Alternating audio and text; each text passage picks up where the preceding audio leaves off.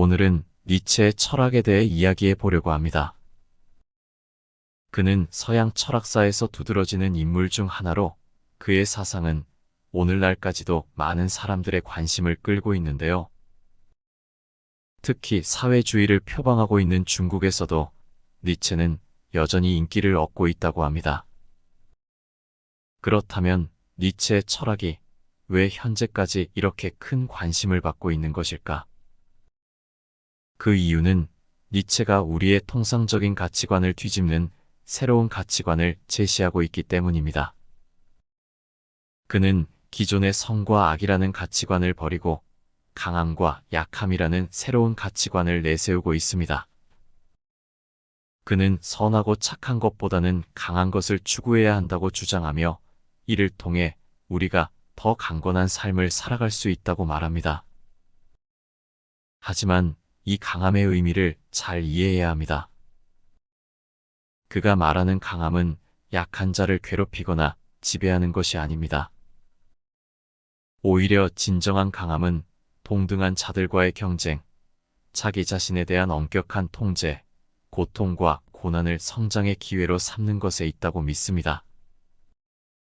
그렇기 때문에 니체는 자신보다 동등하거나 더 강한 자들과의 경쟁을 중요시하며 진정한 강한 자는 무엇보다도 자신을 극복하는 데 주력하고 현실적인 고통과 어려움을 두려워하지 않고 유연하게 대처하는 사람이라고 봅니다.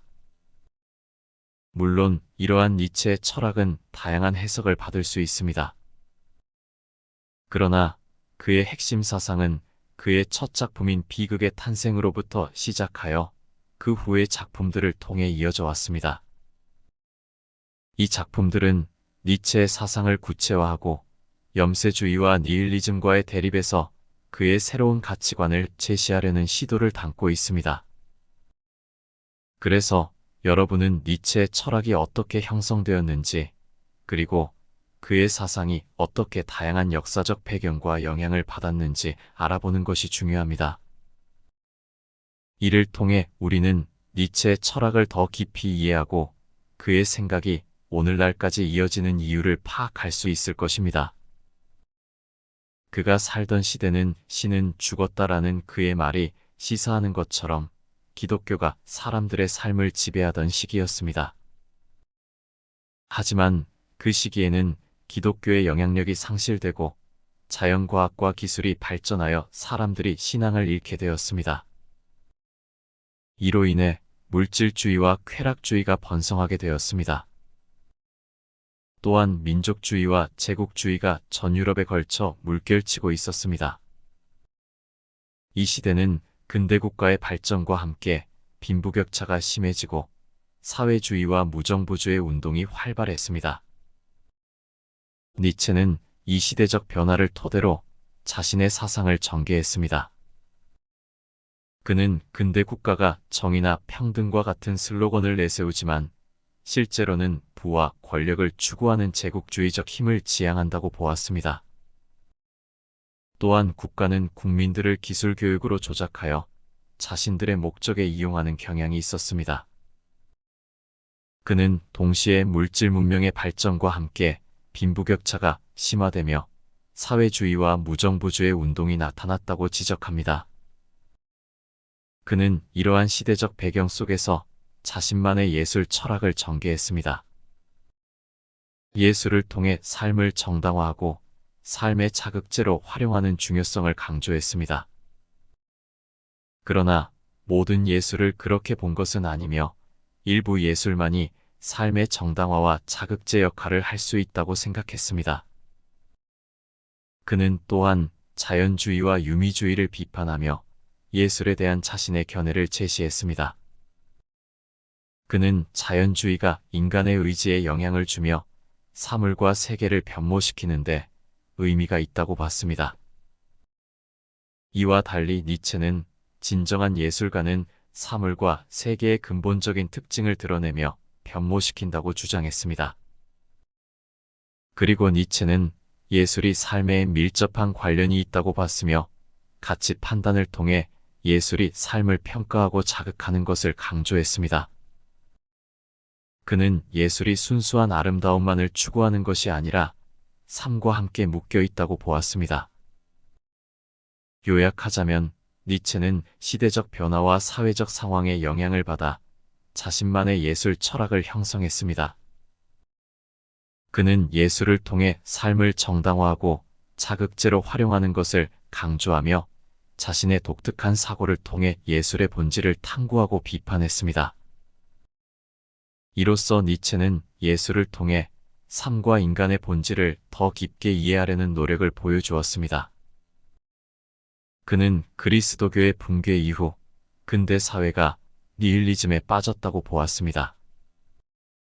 니힐리즘은 모든 것이 무의미하고 의미 없이 생성되고 소멸한다고 보는 사상입니다. 이는 인생과 세계에 아무런 목적이나 의미가 없다는 것을 의미합니다. 그리고 이 니힐리즘은 당연히 염세주의와도 연결됩니다. 염세주의는 모든 것이 허망한 죽음으로 끝나는 삶에 대한 사상입니다. 그는 이런 니힐리즘과 염세주의를 근대 사회의 대표적인 문제로 보았습니다. 그러나 니체는 그뿐만 아니라 종교, 철학, 예술, 과학까지도 염세주의와 대결한다고 생각했습니다. 예를 들어 그리스 비극은 그리스인들이 삶의 어두움과 부상함, 그리고 잔혹함과의 대결이었다고 봅니다. 그는 이런 맥락에서 자신의 철학을 개발했습니다. 그는 힘을 향한 의지가 모든 생명의 본성이라고 믿었습니다. 이 힘을 향한 의지는 자신을 탁월하고 강한 존재로 여기려는 욕망을 의미합니다. 하지만 이 힘을 향한 의지에는 선과 악의 두 가지 면이 있습니다. 선의의 힘을 향한 의지는 자신과 대등한 자와의 대결을 통해 자신을 강화하려는 의지입니다. 반면에 악의적인 힘을 향한 의지는 자신보다 약한 사람들을 괴롭히고 지배하려는 의지입니다. 오늘날 우리 사회에서 볼 수 있는 갑질 역시 이러한 악의적인 의지의 한 예입니다. 니체에 따르면 이런 비겁한 의지는 사회에 악영향을 끼치며 발전을 막는다고 봤습니다. 그러나 니체는 힘을 향한 의지가 사회에서 사라지는 것은 오히려 생명력이 사라지는 것이라고 생각했습니다. 힘을 추구하고 경쟁하는 것이 생명의 본성이기 때문에 세상에서는 항상 어떤 형태의 경쟁과 갈등이 존재한다고 봤습니다. 그는 마르크스주의의 꿈이 허망해진 것으로 보았고 정의와 평등을 얘기하면서도 새로운 지배 계급이 생겨나며 예술과도 상투화된 것으로 보았습니다. 또한 니체는 예술이 우리 내면의 잠재한 생명력을 깨우치는 매개체라고 봤습니다. 우리는 일상에서 예술을 통해 감정을 표현하고 생명의 원동력을 느낄 수 있습니다.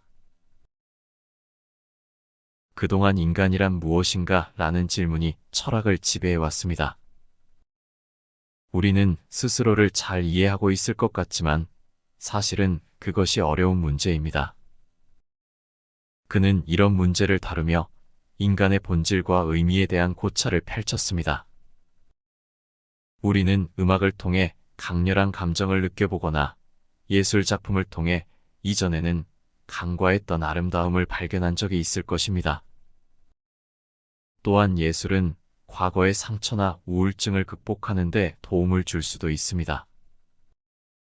이러한 예술의 힘은 어디서 비롯될까? 그는 인간을 과학적 지식과 활용에만 국한되는 존재가 아닌 예술적 경험을 할 수 있는 존재로 보았습니다. 그는 과학적 풍요로는 충분치 않으며 과학이 보여주는 세계는 무의미하게 인과관계에 따라 형성되는 것뿐입니다. 또한 일상적으로 인식하는 세계는 감각에 의해 왜곡되었다고 말했습니다. 과거의 서양 문화는 그리스도교에서 삶의 의미와 방향을 찾았습니다. 하지만 과학의 발전으로 이러한 종교적 영향력은 약화되었습니다. 더 이상 천둥이 신의 진노로 보이지 않고 정기적 현상으로 이해되며 기도보다는 피레침을 사용하여 벼락을 피하려는 경향이 생겼습니다. 그는 신은 죽었다라고 표현하여 신의 영향력이 사라졌음을 언급했습니다. 그러나 과학은 생명의 의미와 방향을 제시하지 못했습니다.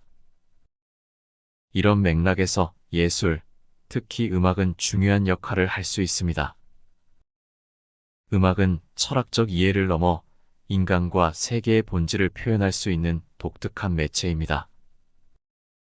따라서 우리는 음악을 통해 신화적인 세계를 이해하고 새로운 의미와 방향을 찾을 수 있습니다. 우리가 사는 현실에는 고위직과 하위직, 부자와 빈곤한 자, 사장과 노동자, 여성과 남성, 어른과 어린이, 백인과 유색인 등 수많은 차이와 차별이 존재합니다. 이런 현실에서 우리는 다른 사람들과 분리되어 있을 뿐 아니라 다른 사람들에게서 위협받는 외로움을 느낍니다. 그리고 생존하기 위해 또 우월한 지위를 확보하기 위해 고군분투합니다. 그러나 음악의 황홀경에 빠질 때면 자기 자신을 망각하면서 모든 것과 하나가 되곤 합니다. 보통 우리는 연극을 배우들이 줄거리를 연기하는 것으로 생각합니다. 그러나 니체는 음악이 연극의 본질이라고 주장합니다. 음악은 스토리를 형상화하는 하나의 방식일 뿐이며 음악의 멜로디가 스토리를 이루는 중심이라고 봅니다. 그는 음악의 역할을 강조합니다.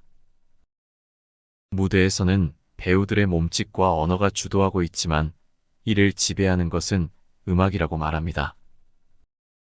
음악은 몸짓과 언어를 움직이며 연극을 더욱 풍부하게 만드는 중심적인 힘입니다. 그는 음악이 사라진 연극이나 영화는 관객을 끌어들이는데 부족하다고 지적합니다. 그는 이러한 관점을 바탕으로 새로운 신화와 생명력을 찾아내려 했습니다. 예술을 통해 새로운 의미와 방향을 찾아내는 것이 중요하다고 강조하며 음악은 이를 위한 강력한 도구라고 생각했습니다. 이러한 철학적 고찰은 우리가 예술을 통해 세상을 이해하고 신화적인 세계를 만들어내는데 얼마나 중요한 역할을 하는지를 강조합니다. 요약하자면 니체는 그리스 비극과 음악의 상호작용을 통해 예술과 인간 정신의 본질을 다루었습니다. 그의 관점은 당대의 문제에 대한 해답을 찾기 위해 고대의 비극적 정신을 다시 부활시키려는 시도로 이어져 있습니다. 이는 니체의 독특한 예술 철학과 정신 분석의 일부입니다. 또한 니체는 이 세상이 전쟁, 폭력, 노예제도와 같은 잔인한 현실에 지배되어 있는데도 불구하고 이를 의미 있고 가치 있는 세상으로 바꿀 수 있는 두 가지 방법을 제시했습니다. 첫 번째 방법은 인간을 허약하고 병들게 만드는 방식입니다. 이 방식에서는 대지와 육체를 경멸하며 욕망을 최소화하여 고통을 피하려고 합니다. 이 관점에서 니체는 그리스도교와 쇼펜하우어의 철학을 들어 비판했습니다. 반면에 니체는 두 번째 방법으로 대지와 육체를 긍정하며 강하고 건강한 인간을 만드는 방식을 제안합니다. 그는 욕망과 열정이 위대한 성취를 이루는데 필수적인 동력이라고 봅니다. 강한 인간은 고통과 어려움을 허물어가며 위대한 성취를 추구하는 과정에서 오히려 고통을 즐길 준비가 되어 있습니다. 그는 강한 인간이 경쟁과 갈등을 긍정적으로 받아들이며 자신의 잠재력을 발휘할 수 있다고 믿었습니다. 이러한 태도는 위대한 업적과 성취를 이루는데 핵심적인 역할을 하며 강한 인간은 자신의 욕망을 적절히 조절하여 성공과 행복을 추구합니다. 이로써 니체는 욕망의 금지나 억압이 아닌 오히려 욕망의 주인이 되는 것이 중요하다고 주장합니다. 이러한 욕망은 인간의 진화와 발전을 촉진시키는 역할을 하며 강한 인간은 이를 적극적으로 활용하고 관리함으로써 위대한 성과를 이룹니다. 그의 철학은 청년 정신을 강조하며 대지와 육체를 긍정하고 고통과 고난을 이겨내는 강한 인간을 이상으로 삼습니다. 이는 우리의 삶에 대한 색다른 시각을 제공하며 위대한 성취를 추구하는 동안 고통을 두려워하지 않고 이를 즐길 수 있는 자세를 제고해 보는 계기가 될 것입니다.